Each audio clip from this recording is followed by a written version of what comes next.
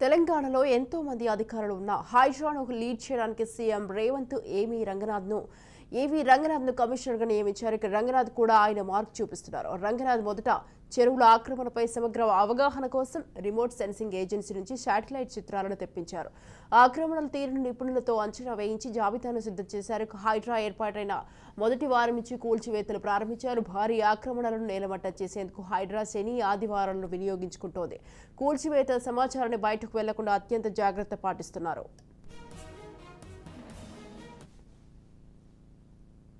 సమాచారం బయటకు లీక్ అయితే తాము అనుకున్న పని చేయలేకపోతామని ఇబ్బందులు ఎదురవుతాయని హైడ్రా జాగ్రత్తలు తీసుకుంటోంది. కూల్చివేతలపై సమాచారం ఎవరికీ తెలియకుండా హైడ్రా కమిషనర్ ఏవీ రంగనాథ్ జాగ్రత్త పడుతున్నారు. కూల్చివేతలకు సంబంధించిన సమాచారం లీక్ అయితే బాధ్యులను సస్పెండ్ చేస్తామని రంగనాథ్ వార్నింగ్ ఇచ్చారు. దీంతో హైడ్రా టీం నోరు మెదపడానికి కూడా భయపడుతున్నారు. ఎవరికి అనుమానం రాకుండా హైడ్రా సిబ్బంది మఫ్టీలో వెళ్లి భవనాలు కట్టడాలను పరిశీలించి అనంతరం రంగనాథ్తో చర్చించి ప్లాన్ అమలు చేస్తున్నారు. ముందు రోజు రాత్రి సిబ్బందిని యంత్రాలను సిద్ధం చేసి తెల్లారి ఉదయమే కట్టడం కూల్చాలో సమాచారం ఇస్తున్నారు. దీంతో సమాచారం లీక్ కావడం లేదు.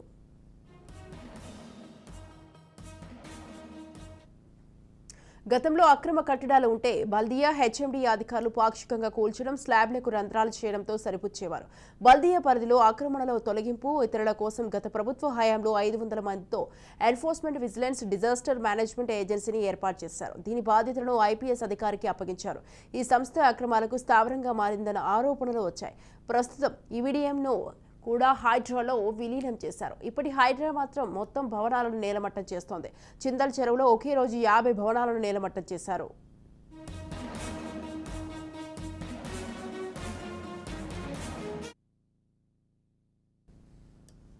నార్సింగి మున్సిపాలిటీ పరిధిలో గండిపేట జలాశయం దగ్గర 20 భవనాలను కూల్చేశారు. కాటేదాన్లో ఒక చెరువులోని ఆక్రమణలను కూల్చేస్తుండగా స్థానిక ఎమ్మెల్యే అడ్డు వచ్చారు. దీంతో ఆయన్ను అరెస్టు చేసి మరి హైడ్రా బృందం తననే పనిని పూర్తి చేసింది. రేవంత్ రెడ్డి ముఖ్యమంత్రి అయ్యాక ఓఆర్ఆర్ లోపలి భాగంలో ఉన్న మొత్తం ఆక్రమణల తొలగింపు, రక్షణకు హైడ్రాను ఏర్పాటు చేశారు. దీనికోసం బడ్జెట్లో 200 కోట్లు కేటాయించారు. ఇక హైడ్రా కోసం 3000 మందిని సిబ్బందిని నియమిస్తామని, ఒక పోలీస్ స్టేషన్ ఏర్పాటు చేస్తామని చెప్పారు. ఇటు సిబ్బంది అటు నిధులు ఉండటంతో హైడ్రా దూకుడుగా వెళ్తోంది.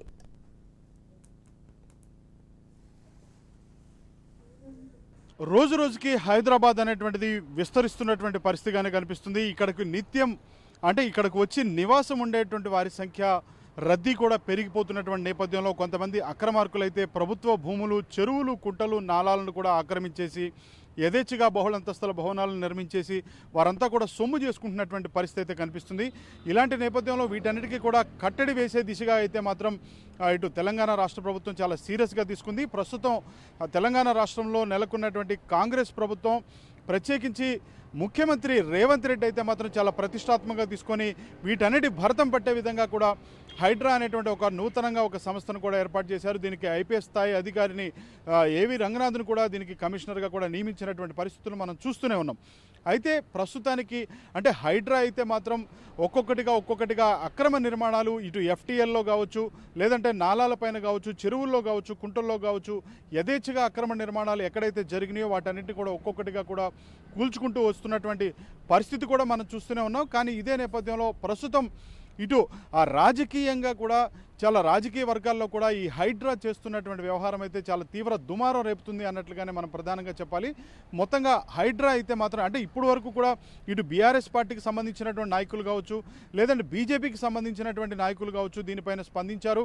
అదేవిధంగా ఆ బీఆర్ఎస్ పార్టీకి సంబంధించినటువంటి నాయకుల వాటిపైన కూడా కొంతమంది అక్రమంగా నిర్మించారంటూ కూడా వారిపైన కూడా చర్యలు తీసుకుంటున్నటువంటి పరిస్థితులు కూడా మనం చూస్తూనే ఉన్నాం. ఇదే నేపథ్యంలో ఇప్పుడు తాజాగా అయితే మాత్రం బీజేపీ పార్టీ ఒక పూర్తి స్థాయిలో ఒక విమర్శను, ఇటు ఒత్తిడిని తీవ్ర స్థాయిలో ఒక విమర్శన అయితే మాత్రం ఇటు హైడ్రా పైన తెలంగాణ ప్రస్తుత రాష్ట్ర ప్రభుత్వం, కాంగ్రెస్ ప్రభుత్వం పైన తీసుకొస్తున్నటువంటి పరిస్థితిగానే మనం చెప్పాలి. ఎందుకంటే ఈ తెలంగాణ రాష్ట్ర ప్రభుత్వానికి, ఈ కాంగ్రెస్ ప్రభుత్వానికి కేవలం న్యూ సిటీలో ఉన్నటువంటి అక్రమాలు మాత్రమే కనిపిస్తున్నాయా?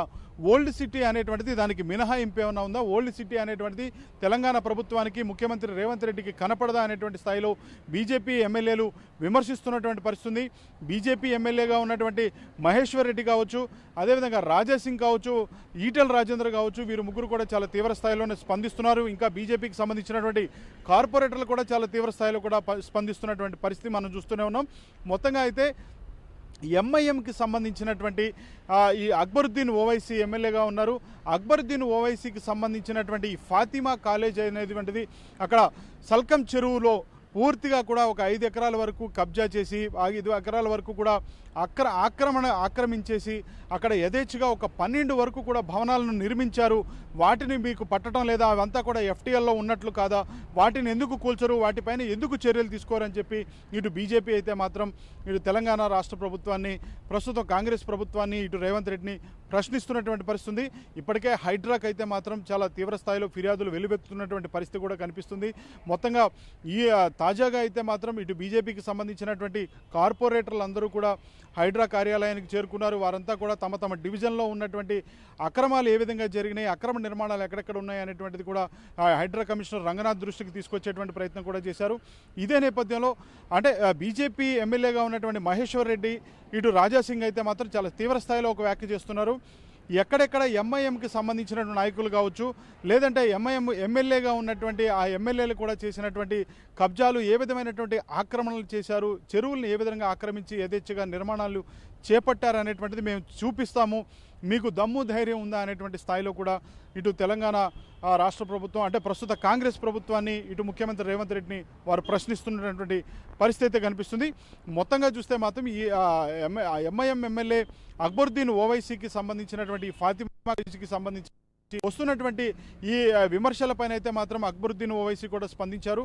ఆయన కూడా అంటే ఇది ఒక ట్రస్ట్ ద్వారా, మాకున్నటువంటి ట్రస్ట్ ద్వారా కూడా ఉచితంగా ఇటు విద్యార్థులకు చాలామందికి ఉచిత విద్యను ఇచ్చేటువంటి ప్రయత్నం చేస్తున్నాము. దీనిపైన రాజకీయాలుగా చేయొద్దు, నా మీద ఏమన్నా కక్ష ఉంటే నా పైన తూటాలు పేల్చండి, అంతేగాని ఈ విధమైనటువంటి చర్యలకు మీరు పాల్పడొద్దు. నేను బలహీనుడిని అయిపోయానని శత్రువులు అనుకుంటున్నారు. నేను బలహీనుడిని అయిపోలేదు, నేను బలహీనుడిగా ఉన్నారని అనుకుంటున్నారు.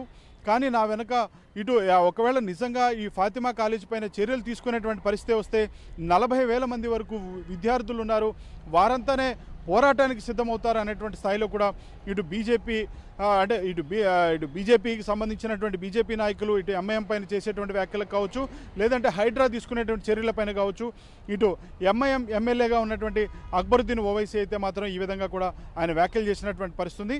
సో మొత్తంగా అయితే ప్రస్తుతం ఇంకా అసదుద్దీన్ ఓవైసీ కూడా కొన్ని వ్యాఖ్యలు చేశారు. జిహెచ్ఎంసీకి సంబంధించినటువంటి కార్యాలయాలు కావచ్చు, లేదంటే ప్రభుత్వానికి సంబంధించినటువంటి కొన్ని రకాలైనటువంటి కార్యాలయాలన్నీ కూడా ఇవన్నీ కూడా బఫర్ జోన్లలో లేదంటే ఎఫ్టీఎల్లో ఆక్రమించి నిర్మించినటువంటి మరి వాటన్నిటి పరిస్థితి ఏంటి, వాటన్నిటి కూడా కూలుస్తారా అనేటువంటి స్థాయిలో కూడా అసదుద్దీన్ ఓవైసీ ఇటు రాష్ట్ర ప్రభుత్వాన్ని, ముఖ్యమంత్రి రేవంత్ రెడ్డిని, తెలంగాణ కాంగ్రెస్ ప్రభుత్వాన్ని కూడా ప్రశ్నిస్తున్నటువంటి పరిస్థితి.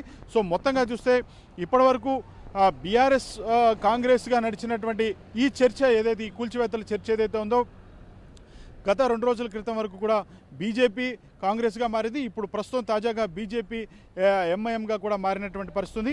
మరి అంటే వీరంతా కూడా చెప్తున్నారు, ఎందుకంటే ఇది కేవలం ఈ చర్యలన్నీ కూడా న్యూ సిటీకి మాత్రమే పరిమితమా, ఓల్డ్ సిటీకి పరిమితం కావా, ఓల్డ్ సిటీ వరకు కూడా వెళ్ళి అక్కడ కూడా ఏవైతే అక్రమ నిర్మాణాలు ఉన్నాయో వాటన్నిటి కూడా నేలమట్టం చేయాలి, తొలగించాలి, ఈ చెరువుల్ని, నాలాల్ని, కుంటల్ని పరిరక్షించాలనే వారంతా కూడా మాట్లాడుతున్నటువంటి పరిస్థితి. సో మొత్తంగా చూస్తే మాత్రం ఖచ్చితంగా ఈ విధమైనటువంటి అంటే తెలంగాణ కాంగ్రెస్ ప్రభుత్వం, ప్రస్తుతం ఉన్నటువంటి కాంగ్రెస్ ప్రభుత్వం తీసుకుంటున్నటువంటి ప్రతి చర్యకు కూడా ఈ హైడ్రా చేస్తున్నటువంటి పనిని మేమంతా పూర్తిగా స్వాగతిస్తున్నాము. ఎందుకంటే ఇప్పటికే తెలంగాణ కాంగ్రెస్ ప్రభుత్వం కూడా చెప్పింది, ఎందుకంటే ఎవరైతే ఇటు సినీ ప్రముఖులు కావచ్చు, రాజకీయ ప్రముఖులు కావచ్చు, స్వపక్షంలో ఉన్నవారు కావచ్చు, విపక్షంలో ఉన్నవారు కావచ్చు, ఎవరైనా కానీ ఈ విధమైనటువంటి అక్రమ నిర్మాణాలకు పాల్పడితే మాత్రం ఎట్టి పరిస్థితుల్లో ఉపేక్షించేది లేదు. ఎంతటి వారైనా సరే వారు అక్కడ ఉన్నటువంటి అక్రమంగా నిర్మాణాలు చేపట్టినటువంటి వాటన్నింటి మాత్రం పూర్తిగా నేలమట్టం చేస్తాము అనేటువంటి దానిపైన అయితే మాత్రం చాలా చిత్తశుద్ధిగా ఉన్నట్టుగా కూడా ఇప్పటికే ముఖ్యమంత్రి రేవంత్ రెడ్డి పదే ప్రస్తావిస్తున్నటువంటి పరిస్థితులు కూడా ఉన్నాయి. మరి ఇదే నేపథ్యంలో ఖచ్చితంగా న్యూ సిటీ పైన కూడా చర్యలు ఉండాలి, పూర్తి స్థాయిలో చర్యలు తీసుకోవాలి. అప్పుడు మేము అందరం కూడా కలిసి వచ్చి కాంగ్రెస్ ప్రభుత్వాన్ని ప్రశంసిస్తాము, ముఖ్యమంత్రి రేవంత్ రెడ్డిని ప్రశంసిస్తాము, అదేవిధంగా హైడ్రా కమిషనర్ రంగనాథ్ని కూడా ప్రశంసిస్తాము, లేదంటే తీవ్ర స్థాయిలో కూడా ఉద్యమిస్తాము. పక్షపాతం దీంట్లో చూపించకూడదు అనేటువంటి స్థాయిలో ఇటు బీజేపీ నాయకులు మాట్లాడుతున్నటువంటి, ఇటు కాంగ్రెస్ ప్రభుత్వం పైన చేస్తున్నటువంటి విమర్శలుగా కూడా చెప్పొచ్చు, ప్రత్యేకించి హైడ్రా పైన చేస్తున్నటువంటి విమర్శలుగా కూడా చెప్పొచ్చు. సో మొత్తంగా చూస్తే మాత్రం ఇప్పటి వరకు ఈ హైడ్రా అయితే తీసుకుంటున్నటువంటి చర్యలు రోజు రోజుకి ఒక్కొక్కటిగా అక్రమ నిర్మాణాలను నేలమట్టం చేసుకుంటూ వెళ్ళిపోతున్నటువంటి నేపథ్యంలో అయితే మాత్రం మొత్తంగా ఒక్కొక్కటిగా కూల్చుతున్నటువంటి పరిస్థితుల్లో ఈ రాజకీయంగా అయితే మాత్రం రాజకీయ వర్గాల్లో చాలా తీవ్ర స్థాయిలో కాకరేపుతుంది అనేటువంటిదే మనం ప్రధానంగా చెప్పాలి. వీడియో జర్నలిస్ట్ భరత్తో తేజరాజ్ న్యూస్, హైదరాబాద్. కంచి చేను మేసినట్లు ప్రభుత్వ ఆస్తులను రక్షించేవారే భక్షించారు. గత పాలనలో కోట్లాది రూపాయల భూములను చేరబట్టారు. పేదల న్యాయం కోసం పోలీసులను ఆశ్రయించిన ఫలితం లేకుండా పోయింది. తిరిగి వారిపైనే పోలీసులు కేసు నమోదు చేసిన ఉదాంతాలు ఎన్నో ఉన్నాయి. కాంగ్రెస్ అధికారంలోకి రాగానే సీన్ రివర్స్ అయింది. పేదల భూములు కబ్జా చేసిన పలువురు కటకటాల పాలయ్యారు. అలాగే ప్రభుత్వం భూముల పరిరక్షణకు వాడ్రా ఏర్పాటు చేయాలని డిమాండ్లు వినిపిస్తున్నాయి. హైదరాబాద్లో ఏర్పాటు చేసిన హైడ్రా లాగా వరంగల్లో వాడ్రా ఏర్పాటు చేసి ప్రభుత్వ భూములు పరిరక్షించాలని ప్రజలు డిమాండ్ చేస్తున్నారు. హైదరాబాద్లో కబ్జాదారులపై పాదం మోపుతున్న హైడ్రాకు ప్రజల నుంచి మంచి స్పందన వస్తుంది.